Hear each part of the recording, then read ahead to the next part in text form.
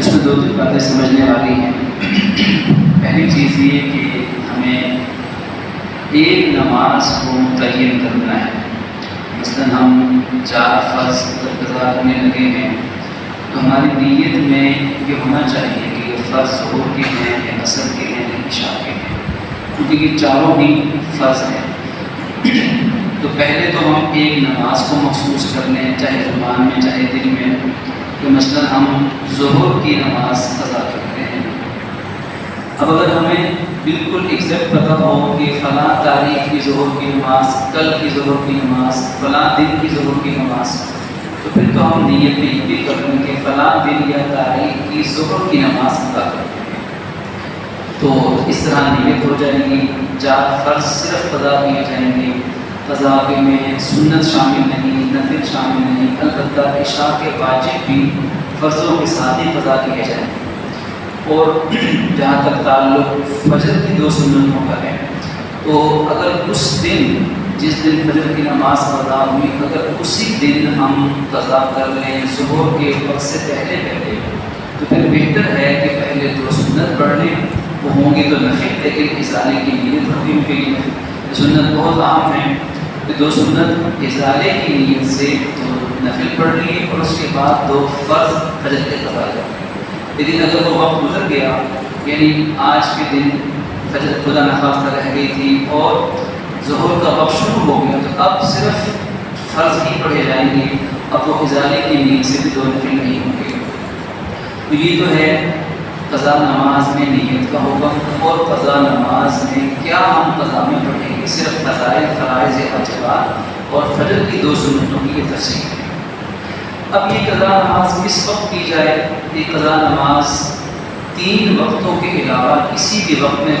پڑھ سکتے ہیں۔ وہ 3 وقت ان میں سے ایک وقت سورج نکلنے کا وقت ہے، دوسرا وقت سورج غروب ہونے کا وقت ہے، اور تیسرا وقت زوال کا وقت ہے۔ جب سورج بالکل سر پر آ جائے، خط استوا، اس کو زوال کا وقت کہتے ہیں۔ یہ زوال کا وقت صرف دن کو ہوتا ہے، رات کو نہیں ہوتا۔ اور دوسری چیز یہ عوامی غلط فہمی کہ لوگ رات کو 12 بجے کا وقت بھی زوال کا وقت سمجھتے ہیں۔ تو ایک تو یہ زوال کا وقت ظاہر ہے کہ سورج نکلے گا تو زوال کا وقت، جب سورج بالکل سوا نیزے کے سر پہ آ گیا، اب اس نے ڈھلنا ہے، تو جو جب تک وہ خط استوا پر ہے، وہ جو 5-10 منٹ کا وقت ہوگا کم و بیش، یہ وقت زوال کا ہے اور یہ دن کو ہوتا ہے، اور اس میں 12 بجے کے وقت کی بھی قید نہیں ہے۔ جیسے باقی نمازوں کا وقت آگے پیچھے ہوتا ہے، ایسے زوال کا وقت بھی تبدیل ہو سکتا ہے۔ ہم نے کیلنڈر میں دیکھنا ہے، گھڑی میں دیکھنا ہے کہ زوال کا وقت کب سے کب تک ہے۔ تو زوال کے وقت میں، سورج نکلتے وقت میں، سورج غروب ہوتے وقت میں، ان 3 وقتوں میں کوئی سجدہ، کوئی قضا نماز جائز نہیں۔ ان 3 وقتوں کے علاوہ ہر وقت میں قضا نماز کی جا سکتی ہے۔ مثلاً ہر نماز کے ساتھ کسی نے قضا کی نیت سے نماز پڑھ لی تو بھی ٹھیک ہے، رات سونے سے پہلے قضا کر لی تو بھی ٹھیک ہے۔ البتہ اس میں ایک احتیاط برتنی چاہیے کہ لوگوں کے علم میں ہماری وہ قضا نماز ظاہر نہیں ہونی چاہیے، لہذا ایسے وقت میں نہیں پڑھیں گے لوگوں کے سامنے کہ جس وقت میں لوگوں کو پتہ چل سکتا ہو کہ یہ شخص قضا نماز پڑھ رہا ہے۔ تو 2 وقت ہیں، ایک وقت ہے فجر کا پورا وقت، جس میں عام طور پر لوگ نفل نہیں پڑھتے، اگر کسی نے کوئی نماز پڑھی تو دیکھنے والا سمجھ سکتا ہے کہ نماز تو ابھی ہوئی نہیں یا ہو گئی ہے، تو لہٰذا یہ قضا ہی کر رہا ہوگا۔ اور دوسرا عصر کی جماعت کے بعد، عصر کی نماز پڑھنے سے لے کر مغرب کی نماز تک، اس وقت میں بھی چونکہ عام طور پہ نفل نہیں پڑھے جاتے، تو اگر کوئی شخص نماز پڑھ کر نماز پڑھے گا تو دیکھنے والا سمجھ سکتا ہے کہ یہ قضا کر رہا ہے۔ اب ایسا کیوں ہے کہ لوگوں کے سامنے وہ قضا نماز ظاہر نہیں ہونی چاہیے؟ اس کی وجہ یہ ہے کہ وہ جو نماز قضا ہوگی یہ بہت بڑا گناہ ہے، بہت بڑا گناہ ہے، اللہ تعالیٰ کی نافرمانی ہے، معاذ اللہ۔ اب لیکن اللہ نے اس گناہ پہ پردہ ڈالا ہوا ہے، تو جس گناہ پہ اللہ پردہ ڈال دے تو بندہ وہ گناہ لوگوں کے سامنے ظاہر کرے، تو اس سے حدیث میں ممانعت آئی ہے۔ لہذا ایسے وقت میں جس میں لوگ نفل بھی پڑھتے ہیں اور اس وقت میں دیکھنے والے کو پتہ نہیں چل سکتا کہ جو جمعے کی نماز پڑھی ہے اس کے بعد نفل پڑھ رہے ہیں قضا پڑھ رہے ہیں، تو ایسے وقت میں لوگوں کے سامنے بھی پڑھنے میں کوئی حرج نہیں ہے، عام اوقات میں کوئی حرج نہیں۔ جن اوقات میں لوگوں کو پتہ چل سکتا ہو تو ان اوقات میں لوگوں کے سامنے پڑھنے کے بجائے علیحدگی میں یا گھر میں قضا نماز پڑھی جائے۔ اسی طرح قضا نماز پڑھنے کے لیے مسجد میں آنا ضروری نہیں ہے، بلکہ قضا نماز اگر گھر میں ہے تو گھر میں بھی پڑھی جا سکتی ہے۔ قضا نماز کے حوالے سے قضاء عمری کا لفظ بھی بولا جاتا ہے کہ قضاء عمری کا کیا طریقہ ہے۔ دیکھیے قضاء عمری کے دو معنی ہیں، ایک مطلب تو یہ ہے کہ ایسے قضا کرنا کہ مثلا ظہر کی نماز پڑھی اور یہ سوچنا کہ 1000 نمازوں کی قضا ایک مرتبہ نماز سے ہوگی، یا مثلا 27ویں رمضان کو نماز پڑھی اور یہ نیت کی کہ چلو میری 27ویں نماز میں 1000 جو ہے وہ راتوں کی عبادت مہینوں کا ثواب ہے، تو میری 1000 مہینے کی قضا نمازیں پوری ہو گئی۔ یا مثلا حرم کے اندر حرم مکی میں ایک نیکی 1,00,000 کے برابر ہے، تو یہ سمجھنا کہ حرم میں اگر ایک نماز قضا کی تو 1,00,000 قضا نمازیں پوری ہو گئی۔ مسجد نبوی میں 50,000 نیکی کا ثواب ایک پر ہے، تو وہاں سمجھنا ہے کہ ایک نماز کے 50,000 نمازیں قضاء عمری مکمل ہوگی۔ اگر کوئی یہ طریقہ ہو تو یہ درست نہیں ہے، یہ قضاء عمری تو شریعت میں نہیں ہے، سنت کے خلاف ہے۔ لیکن اگر یہ طریقہ نہ ہو، صحیح طریقہ قضاء عمری کا یہ ہے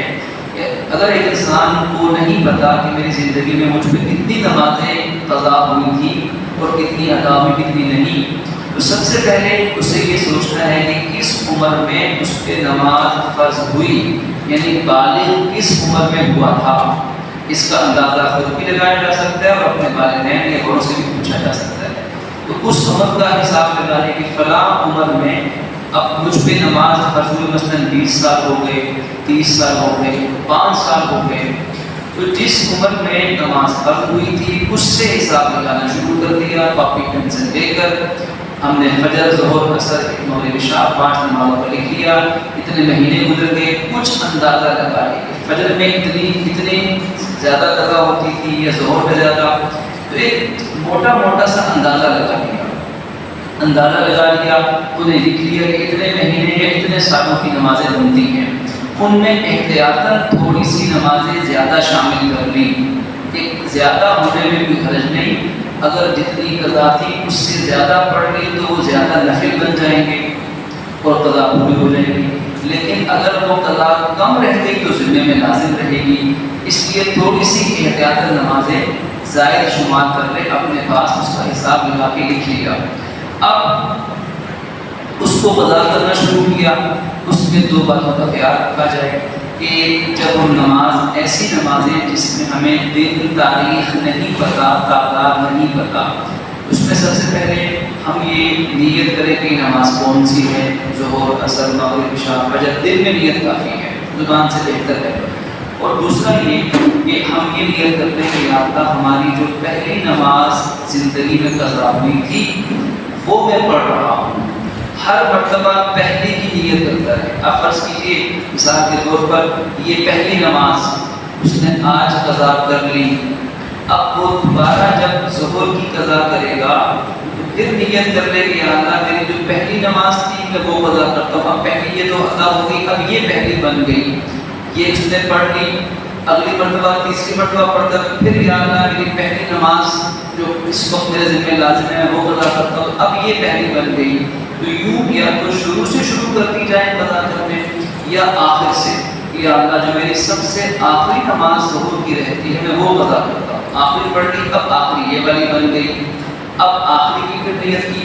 یا تو شروع سے شروع کر دی جائے یا آخر سے شروع کر دی جائیں، اور اندازے کے ساتھ یہ نمازیں ان کی تعداد پوری کر لی جائے تو چند سالوں میں انشاءاللہ یہ نمازیں جو ذمہ میں لازم تھی یہ پوری ہو جائیں گی۔ اگر اس دوران موت آ جاتی ہے، زندگی میں کوئی علم نہیں، ابھی نمازیں ذمہ میں باقی تھی لیکن موت آ گئی، تو اس پر علماء نے لکھا ہے کہ امید ہے کہ جس شخص نے اپنی زندگی میں نمازیں قضا کرنا شروع کر دی تھی لیکن اس دوران مر گیا تو اللہ باقی نمازیں اپنی رحمت سے معاف فرما دے گا۔ کیونکہ اسے علم ہے کہ اگر یہ شخص زندہ رہتا تو یہ نمازیں پوری کر جاتا، یہ تو زندگی نے ساتھ نہیں دیا، اور جو جس کے ذمہ نمازیں قضا ہیں اور وہ ادا کرنے کی فکر ہی نہیں کرتا، تو یہ بات خطرناک ہے، یہ معافی کا بظاہر مستحق نہیں ہے۔